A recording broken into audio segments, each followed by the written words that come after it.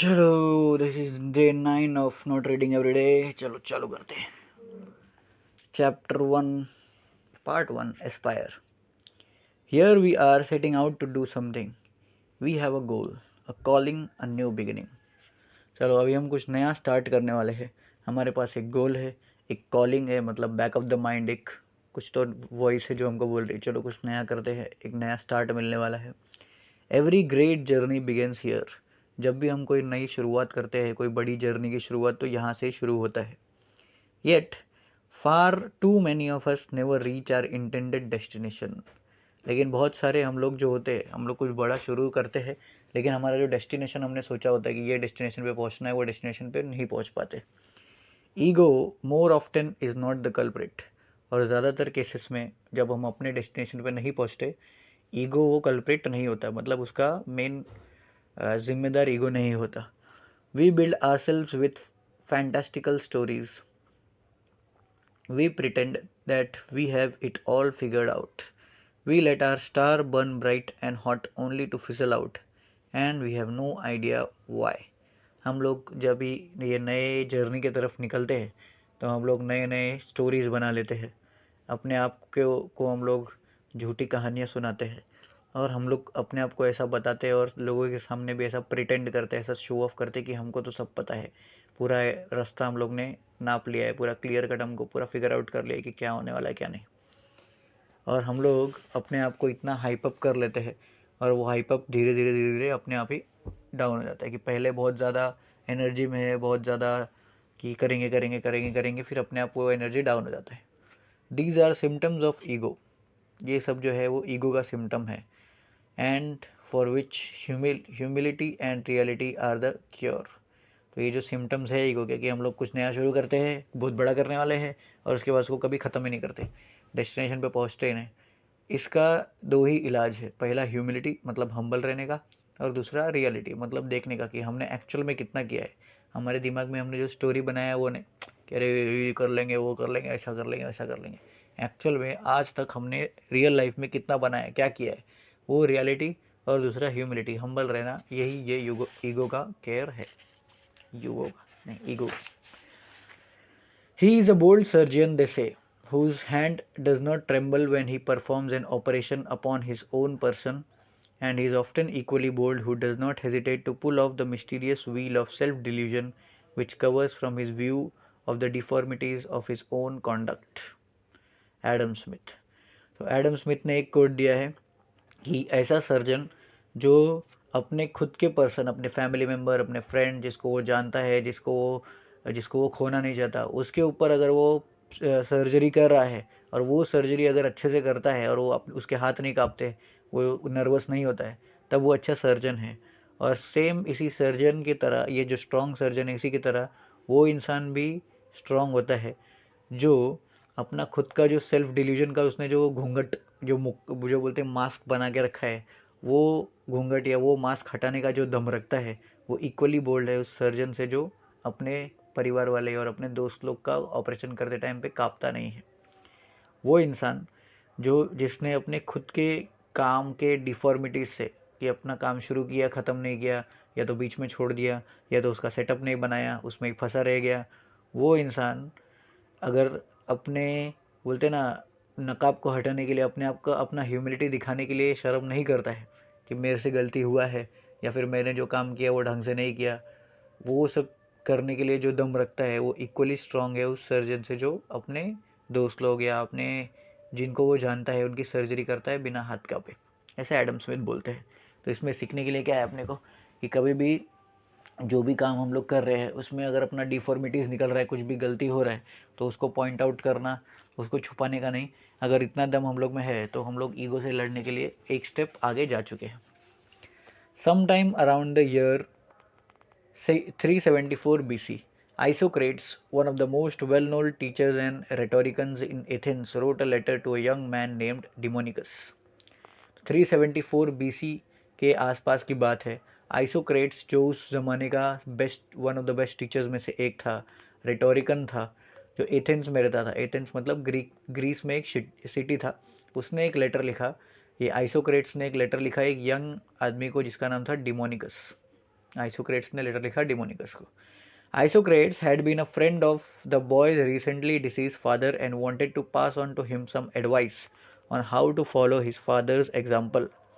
ये जो आइसोक्रेट्स था, ये डिमोनिकस नाम का जो यंग लड़का था, उसके पिताजी के साथ में वो दोस्त था।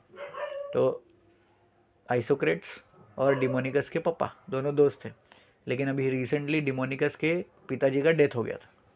तो वो चाहता था, आइसोक्रेट्स चाहता था कि मैं डिमोनिकस को लेटर लिखूं और इस लेटर में थोड़ा एडवाइस दूं कि किस तरह से वो लड़का अपने पिताजी जो उसके लेट फादर है उनके एग्जाम्पल के हिसाब से चल पाए। तो आगे लाइफ में लाइफ एडवाइस दे रहा था। The advice range from practical to moral, all communicated in what Isocrates described as noble maxims. They were, as he put it, precepts for the years to come. तो advice में अलग अलग type की advice थी। Practical advice था, moral advice था, मतलब क्या सही होता है क्या गलत होता है। हाँ, सब में कम्युनिकेट किया गया था कि वो किस तरह से आने वाले टाइम में जब वो आगे अपनी लाइफ जिएगा तो उसमें किस तरह से वो अपनी लाइफ को जिएगा। समझे, उसने प्रीसेप्ट्स दे दिया, मतलब ऐसा लिस्ट बना के दे दिया, ये करो ये मत करो, ये करो ये करो ये मत करो, डूज एंड डोंट्स दे दिया। और इसको आइसोक्रेट्स बोलता था कि ये जो लिस्ट है इसका नाम है नोबल मैक्सिम्स। मतलब क्या, ये पढ़ोगे तो आपको समझ में आ जाएगा what you should do in life, what you should not do. Like many of us, Demonicus was ambitious, which is why Isocrates wrote him, because the path of ambition can be dangerous. हम लोग जैसे बहुत लोग की तरह डिमोनिकस भी young था और वो बहुत एम्बिशियस था। वो लाइफ में बहुत कुछ करना चाहता था, दुनिया के लिए बहुत कुछ करना चाहता था, क्योंकि यंग एज में ऐसा होता है। तो इसके लिए आइसोक्रेट्स ने इसीलिए उसको लेटर लिखा था, क्योंकि एम्बिशन का जो रास्ता है वो बहुत डेंजरस हो सकता है। Isocrates began by informing the young man that no adornment becomes you as modesty, justice and self-control. तो आइसोक्रेट्स ने शुरुआत किया, सबसे पहले इन्फॉर्म किया कि आपको जितने लोग भी तारीफ़ करेंगे या यस मैन मिलेंगे या आपको जो बोलते हैं ना झूठी तारीफ़ करने वाले लोग मिलेंगे, उससे आप इतने अच्छे इंसान नहीं बनोगे जितना आप ये 3 वैल्यूज़ को अगर अपना लोगे तो बन जाओगे। कौन सा 3 वैल्यू? पहला वैल्यू मॉडेस्टी, दूसरा वैल्यू जस्टिस और तीसरा वैल्यू सेल्फ कंट्रोल।